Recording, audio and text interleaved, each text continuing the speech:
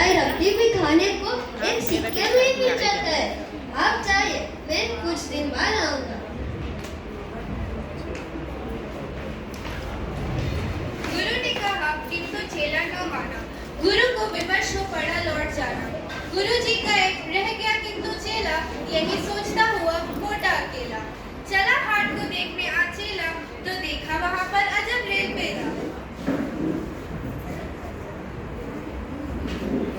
ले लो टके से हल्दी टके से हीरा ले लो टके से मछली टके से हीरा ले लो।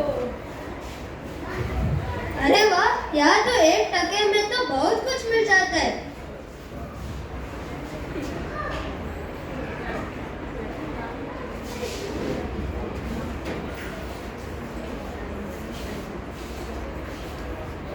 टके से मिलती थी रबड़ी मलाई, बहुत रोज उसने मलाई उड़ाई। सुनो और आगे का फिर हाल ताजा। थी अंधेरी नगरी था अनबुझ राजा। बरसता था पानी चमकती थी बिजली, थी बरसात आई दमकती थी बिजली। गरजते थे बादल झमकती थी बिजली, थी बरसात गहरी गिरी राज्य की एक दीवार भारी, जहाँ राजा पहुंचे तुरंत ले सवारी। अरे ये क्या हुआ? अंधेर नगरी की इतनी बड़ी दीवार कैसे गिर गई? सेनापति जी महाराज।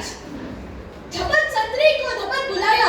गिरी की ये दीवार किसने गिराया? संतरी को बुलाया जाए, संतरी को बुलाया जाए। जी महाराज।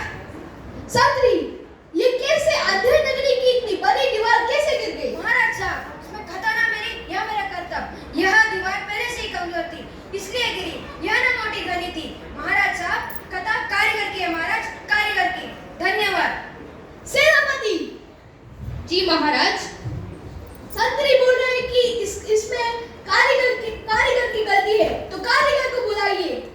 कारीगर को बुलाया जाए, कारीगर को बुलाया जाए। महाराज की जय हो। कारीगर, कैसे अंधेर नगरी की इतनी बड़ी दीवार कैसे गिर गई? नहीं महाराज, इसमें मेरी कोई खता नहीं, यह तो बिजली की गलती है। सेनापति जी महाराज। इसी क्षण बिजली को बुलाइए। बिजली को बुलाया जाए, बिजली को बुलाया जाए। महाराज की जय हो। इसमें कथा कुछ ना गई। यह गलती है जिसने मशक को बनाया, कि ज्यादा ही जिसने पानी का समाया। ये मेरी गलती नहीं है, यह मशक की गलती है। सेनापति जी महाराज। बिजली बोल रहे हैं कि मशक की गलती है, सो मशक वाले को बुलाइए। मशक वाले को बुलाया जाए, मशक वाले को बुलाया जाए। जय हो महाराज। मशक वाले, सब लोग कह रहे हैं कि ये तुम्हारी गलती है। अंधेर नगरी की इतनी बड़ी दीवार कैसे गिर गई? महाराज साहब, इसमें मेरी कोई गलती नहीं, यह गलती मंत्री की है। मंत्री की ही गफलत, मंत्री की ही शरारत और मंत्री की ही हिम्मत। मंत्री ने मुझे बड़े जानवर का चमड़ा दिलाया, जिससे मैंने चमड़ा को चुराया नहीं, उसका मशक को बनाया। बड़ा बना मशक और बहुत समाया उसमें पानी। ये गलती मेरी नहीं, ये गलती है बिरानी। सेनापति जी महाराज। अगर मंत्री की गलती है तो मंत्री को बुलाइए। इसी क्षण उसे फांसी पर चढ़ाइए। मंत्री को बुलाया जाए, मंत्री को बुलाया जाए। जी महाराज। मंत्री, ये तुम्हारी गलती की वजह से अंधेर नगरी की इतनी बड़ी दीवार गिर गई। तुम्हें फांसी पर चढ़ाया जाएगा। सेनापति जी महाराज। इसी क्षण मेरे जल्लाद को बुलाइए। जल्लाद को बुलाया जाए, जल्लाद को बुलाया जाए। जी महाराज। जल्लाद, इसी क्षण इस मंत्री को फांसी पर चढ़ाओ। हाँ महाराज। मगर मंत्री था इतना दुबला दिखता, ना गर्दन में फांसी का फंदा था आता। अरे ये क्या हुआ? ये मंत्री तो इतना दुबला पतला है, इसमें तो फांसी का फंदा भी नहीं कर रहा। सेनापति जी महाराज। हमारे नगर में जिसका भी गर्दन मोटा हो उसे बुला कर लाओ। हाँ महाराज।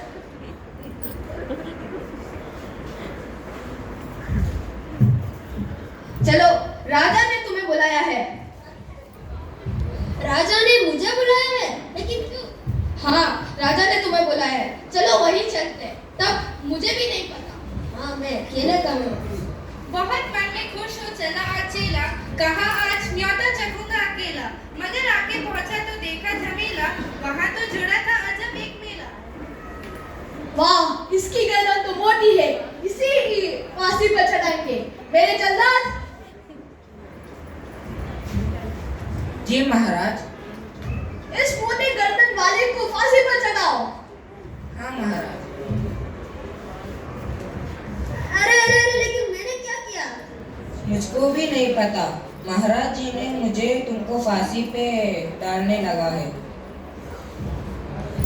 अरे अरे, लेकिन मुझे मरने से पहले अपने गुरु से बात करने को मुझे एक अवसर दो ना। सेनापति। जी महाराज। इसके गुरु के मिलने का इंतजाम करवाइए। जी महाराज। सुनिए, आपको अंधेर नगरी के राजा ने बुलाया है। पर क्यों? वो आपको अपने चेले से बात करने के लिए।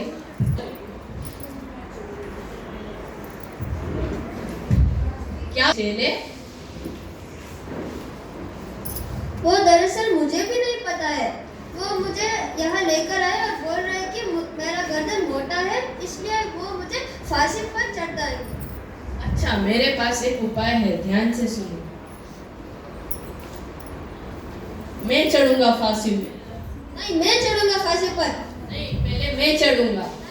नहीं नहीं, मैं चढ़ूंगा फांसी पर। तुम दोनों रुक जाओ। तुम क्यों लड़ रहे हो इस फांसी पर चढ़ने के लिए? दरअसल राजा, आज एक बहुत शुभ दिन है जो 100 साल बाद आया है। क्या? कौन सा शुभ दिन? और आज क्या है? दरअसल आज जो फांसी पर चढ़ेगा राजा नहीं चक्रवर्ती बन जाएगा।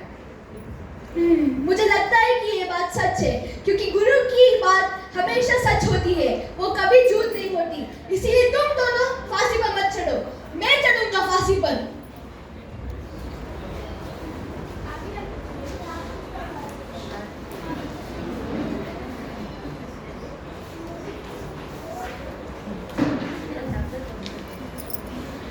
अनबुझ राजा मर गया, अनबुझ राजा मर गया, अनबुझ राजा मर गया, अनबुझ राजा मर गया।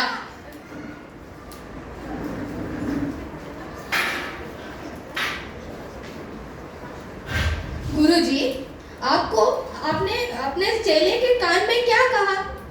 दरअसल मैंने कहा था कि पहले हम लोग लड़ेंगे और जो मैंने चक्रवर्ती बनेगी की बात कही थी वो झूठ थी और राजा अनबुझ था वो मेरे फांसे में फंस गया और मर गया। चढ़ा फांसी राजा, बजा खूब बाजा, प्रजा खुश हुई जब मरा मूर्ख राजा। बजा खूब घर घर बधाई का बाजा, थी अंधेर नगरी था अनबुझ राजा। तो दर्शकों, हमें इस कहानी से यह शिक्षा मिलती है कि हमें कभी भी राजा या नेता का चुनाव सोच समझकर चुनना चाहिए। धन्यवाद। पात्र परिचय: गुरु के किरदार में राजदीप, चेला के किरदार में नचिकेत, संतरी तथा मंत्री के किरदार में अर्नब, राजा के किरदार में शेरलिंग, जल्लाद के किरदार में मुकेश, कारीगर के किरदार में अहमद, ग्वालिन के किरदार में विदिशा, सेनापति के किरदार में निशिल, बिश्ती के किरदार में रिजवान, सब्जी वाले के किरदार में कनिष्क और भविष्य, मशक वाले किरदार में रोहन।